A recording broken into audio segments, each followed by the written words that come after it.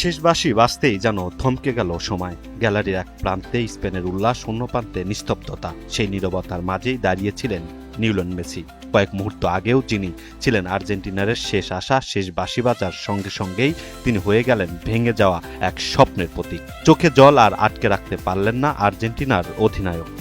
New ইয়র্কের new জার্সির MetLife স্টেডিয়ামে টানা দ্বিতীয় বিশ্বকাপ জয়ের স্বপ্ন নিয়ে মাঠে নেমেছিলেন আর্জেন্টিনা। কিন্তু স্পেনের সুশৃঙ্খল ফুটবলের সামনে নিজেদের সেরাটা তুলে ধরতে পারেননি তারা। পুরো 120 মিনিট প্রতিপক্ষের গোল মুখে একটি শটও লক্ষ্য রাখতে পারেননি আর্জেন্টিনা। শেষ পর্যন্ত 1-0 গোলের পরাজয়ে শিরোপা ধরে রাখার স্বপ্ন ভেঙে যায় বর্তমান চ্যাম্পিয়নদের।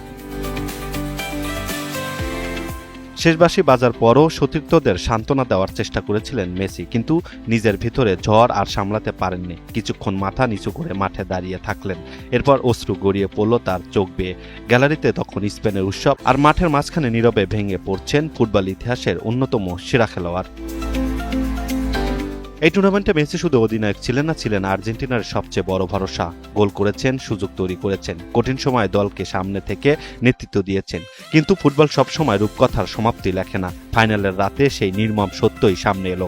শিরোপার সঙ্গে হাতছাড়া হলো ব্যক্তিগত অর্জনের মঞ্চ। বিশ্বকাপ ট্রফি অধরাই রইল, জেতা হলো না গোল্ডেন বুট, টুর্নামেন্টে সেরা গোল্ডেন বলও উঠল না তার হাতে। ট্রফি হাতছাড়া হয়েছে, ব্যক্তিগত কোনো পুরস্কারও জোটেনি। কিন্তু শেষ বাঁশির পর মেসির চোখের জল যেমন মনে করিয়ে দিল, ফুটবল শুধু পরাজয়ের খেলা নয়, এটি আবেগেরও নাম।